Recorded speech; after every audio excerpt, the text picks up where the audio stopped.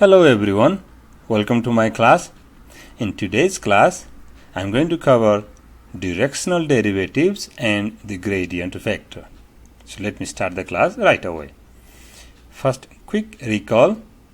The first partial derivatives of f with respect to x and with respect to y, that is fx and fy, gives the steepness of the surface in the x direction and in the y directions. In other words, fx and fy are the rate of change of function of two variables in I directions and in j directions. So now in this section we wish to answer the following questions. How to find the steepness of the surface in any directions. The direction is given by vector u.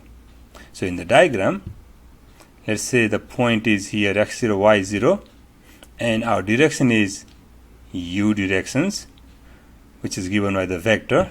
The vector component are c, d.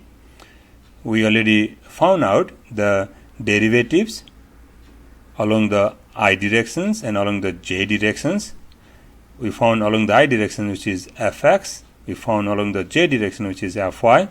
So the question is here, how to find in any directions here. So, by the way, we are only interested in the direction, so without loss of generality, we pick a unit directions.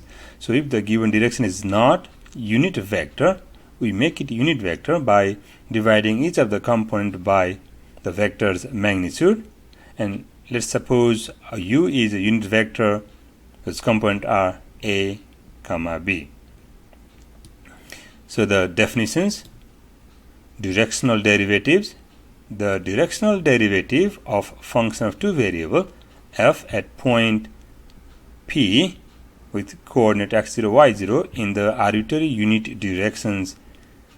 The direction vector is u equals to with component a, b is denoted and defined as directional derivative of f in u directions evaluated at x0, y0 equals to, this is the gradient of f at point x0, y0 dot with the unit directions, where this gradient f also we read as del f. So del f is called the gradient of f and is defined as gradient of f or del f equals to simply the vectors of the partial derivatives fx, fy. I hope this definition makes sense to you all. Quick note, for a function of three variables, the gradient of f or del f is defined as by this vector with these partial derivatives as a component for fx, fy, fg, and the directional derivative of f in u direction is gradient of f dot with unit vector u. I hope this makes sense to you all. Now let's move on. Quick remark, if the u direction is the I directions, then this directional derivatives definition here, so the directional derivative of f in I direction is simply gradient of f dot with I. Then gradient f is this vector fx, fy, and I vector has component 1, 0. Then we take the dot product between two vectors by multiplying corresponding component and add them. So fx times 1 is fx plus fy times 0 is 0, so simply fx. And we already computed fx in previous sections. Similarly, if u is j, then directional derivative of f in j direction is f of y. That is the partial derivative of f with respect to y. Great, so let's move on. In other words, the directional derivatives are just the generalizations of the partial derivatives. Next, some geometrical facts about directional derivatives of f and gradient of f. First, gradient of f is a vector in the plane, not in the space. So think of this in some level curves. Gradient of f is orthogonal to the unit tangent vector, and gradient of f points outward. So it turns out that the gradient vector is normal to the tangent plane of the surface. 3. If theta is angle between gradient of f and our directions vector u, then the directional derivative of f in u directions is simply the magnitude of gradient of f times cosine theta. So then this directional derivative depends on theta. So the largest value of the directional derivative of f in u directions occurs when cosine theta is 1, that means theta equals to 0 degree. When theta equals to 0 degree, then the gradient of f is parallel to the unit directions u. In other words, the gradient of f points in the direction of steepest ascent of the surface, and the absolute value of the gradient f is the slope in that directions. Similarly, we can find the steepest descent of the surface, which is in the direction of negative gradient f, because this negative comes from when theta is pi, then cosine pi is a negative 1, and negative of absolute value of gradient f is the slope in that steepest descent directions. I hope this fact makes sense to you all. 4. The directional derivative of f, which is also called the instantaneous rate of change of f, will not change if theta is pi half. Awesome. Now let's move on. Now with this theory concept, let's do some example. So the example 1, find the directional derivative of given function of two variables at point P with coordinate 1 and 2 in the direction of pi third. So let's apply the formula. To find the directional derivatives, we need a unit vector. So the unit vector is here cosine pi third comma sine pi third, which is 1/2 comma radical 3/2. Its magnitude is 1, by the way. And let's compute gradient of f. So the gradient f is simply the vector of these partial derivatives fx comma fy. So the partial derivative of f with respect to x, keeping y constant, is y cubed minus 2xy. Similarly, the partial derivative of f with respect to y, keeping x constant, is 3xy square minus x square. Evaluate the gradient of f at given point P, which turns out to be 4, 11. Then by formula, the directional derivative of f in u direction evaluated at point P is simply gradient of f dot with u vector. So that means take the dot product of 4, 11 and 1/2 comma radical 3/2. We multiply the corresponding component and add them. It turns out that the directional derivative of f in u directions at given point P is 1/2 times 4 plus 11 radical 3. I hope this makes sense to you all. Great. So let's move on. Example 2. Consider the function of two variables f equals to x square natural log of y and a point P with coordinate 3, 1, and answer the bunch of sub-questions from A through D.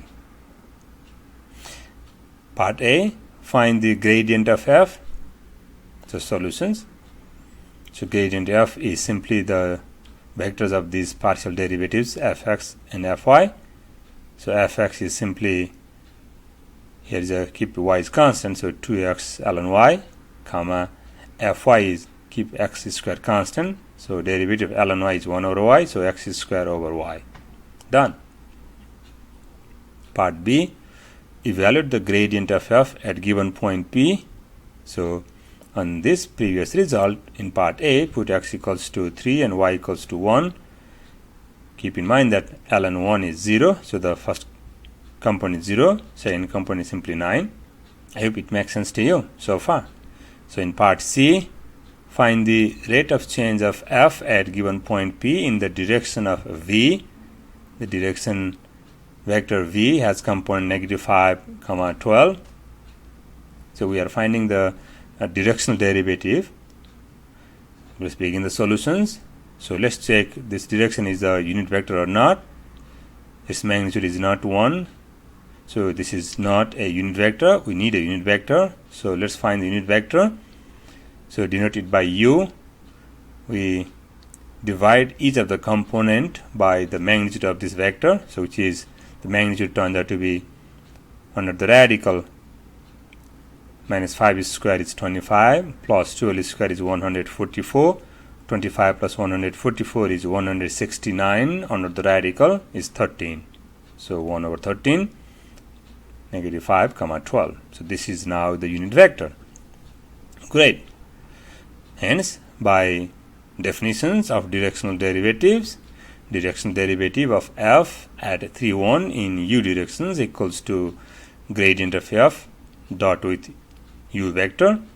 So gradient f we already evaluated here, 0, 9 vector dot with this vector here. So -5 over 13, 12 over 13.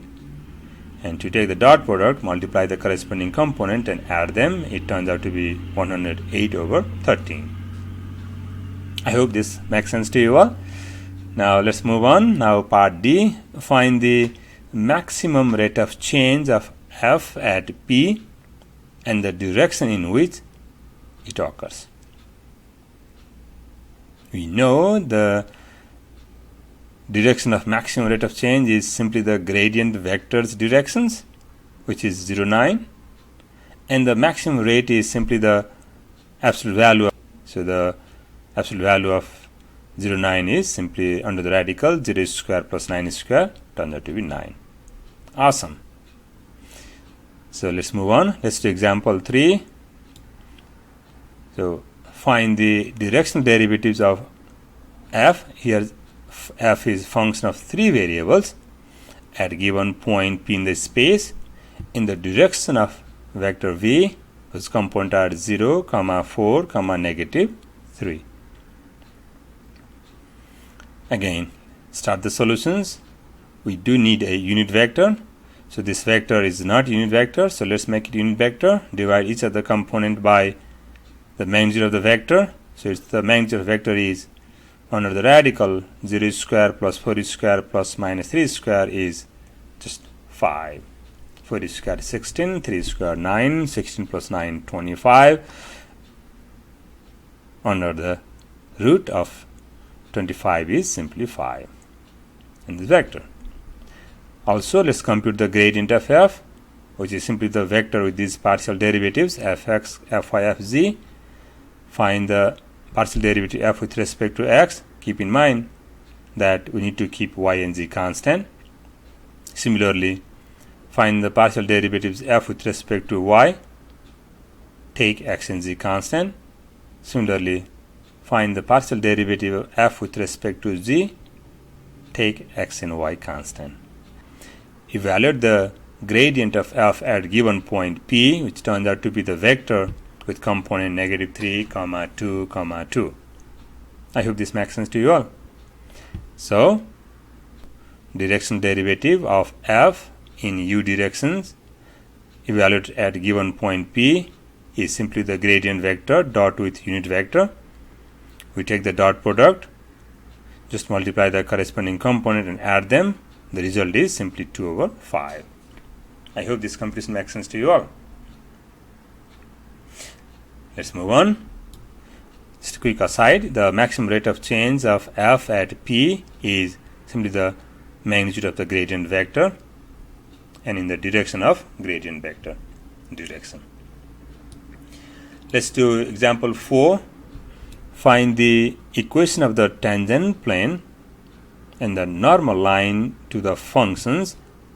This is the function of 3 variables equals to 5 at given point P. So begin the solution. For equation of tangent plane, we do need two informations. One is a point and one is a perpendicular vector. And note that the given relations, this xy plus yz plus gx equals to 5, is just the level surface of this function of three variables. F of xyz equals to xy plus yz plus gx. So the gradient of this level surface is the normal vector we are looking for. So we have gradient of f equals to the vector here with partial derivative as component fx, fy, fz. Evaluate this gradient of f at given point p, which turns out to be the vector with component 3, 2, 3. This is the normal vector we are looking for. Hence, the equation of tangent plane in vector form is simply n dot x equals to vector n dot vector p. Then this gives us 3x plus 2y plus 3z equals to, we multiply, means we dot n with p, so that means 3 times 1 plus 2 times 2, 4 plus 3 times 1, 3, so 3 plus 4 plus 3 is 10. I hope this completion makes sense to you all. And now for the equation of normal line, we need the parallel vector, but the same, this n vector, that's the gradient of f, is the parallel vector to the normal line. For example, this is a tangent plane, and that is the gradient of f, the normal vector. Now this normal vector is parallel to the normal line. Normal line is somewhere here, so the same gradient of f serves as a parallel vector for our normal line. I hope this makes sense to you all. So then we pick v equals to the same n vector. Then the equation of normal line is in symmetric form. The point is 1 to 1, so x minus 1 over this 3, because we know the formula x minus x0 over a equals to y minus y0 over b equals to z minus z0 over c. That means we have x minus 1 over 3, y minus 2 over 2 equals to z minus 1 over 3. I hope this makes sense to you all. So we finish these sections, directional derivatives and the gradient vector. Thank you.